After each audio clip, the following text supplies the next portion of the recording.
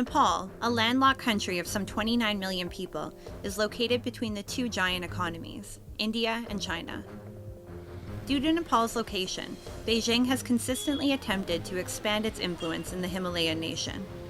In May of 2017, Nepal and China signed a Memorandum of Understanding on the Belt and Road Initiative, or BRI, under the leadership of the then Prime Minister, Pushpa Kamal Dahal. The bilateral agreement was supposed to bring rapid infrastructural development in the country. 5 years have passed since the signing of the BRI, and not a single project has been finalized.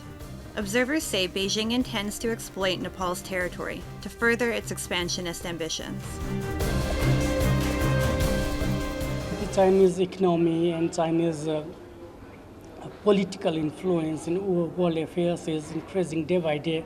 Obviously, being a peripheral state of China or an immediate neighboring state of China, its rising influence would be obviously seen in Nepali economics and politics as well. In early 2019, Nepal proposed 9 different projects to be constructed under the Belt and Road Initiative. These included a feasibility study of the Trans-Himalayan Railway connectivity, an extension of a 400-kilowatt electricity transmission line, setting up of a technical university in Nepal, and the construction of new roads, tunnels, and hydroelectricity dams. The rising concerns over financing and transparency have kept these projects in limbo. A number of Chinese nationals, which many believe to be Chinese state agents, have set up their businesses in the capital, Kathmandu. They are reportedly engaging in unlawful activities. There has been a rapid surge in criminal networks, fraud, illegal trade, and wildlife smuggling by Chinese nationals in Nepal. This not only poses a significant law and order problem to Nepal, but a security threat to neighboring India as well, as both countries share a 1,087-mile-long porous border.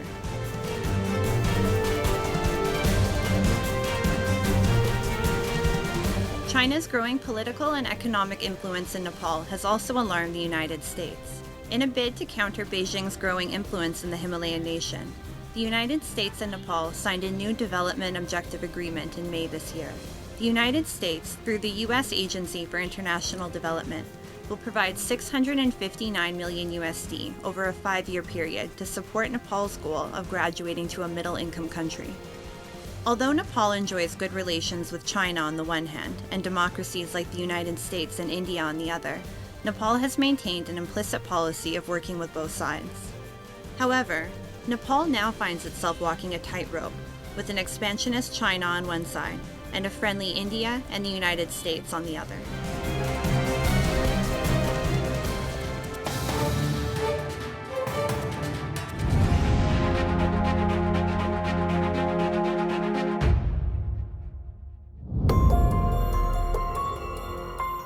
"75 years of independent Pakistan polity have been tumultuous and turbulent.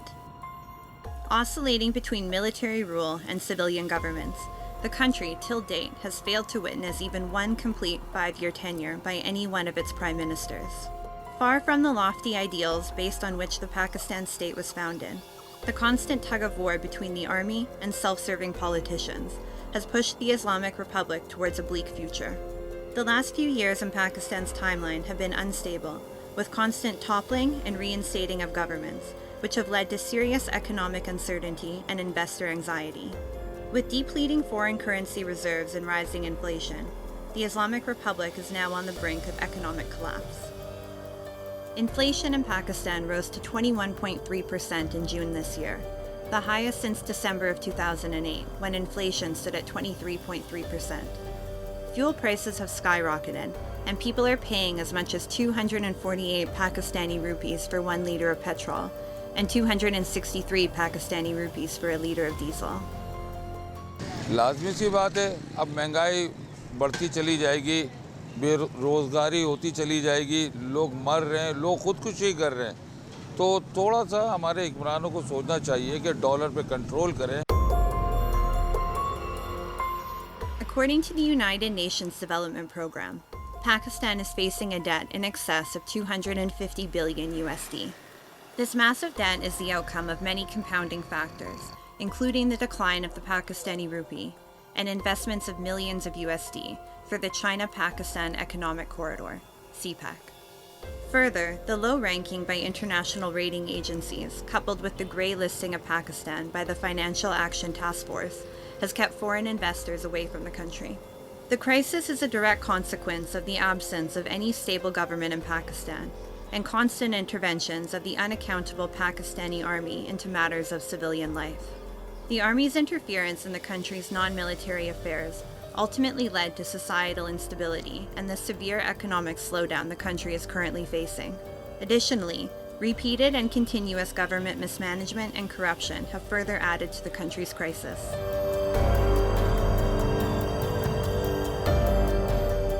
Because of political instability and because of this war between the military and the political establishment, that is the root cause as to why there is so much of misgovernance and policy paralysis in Pakistan.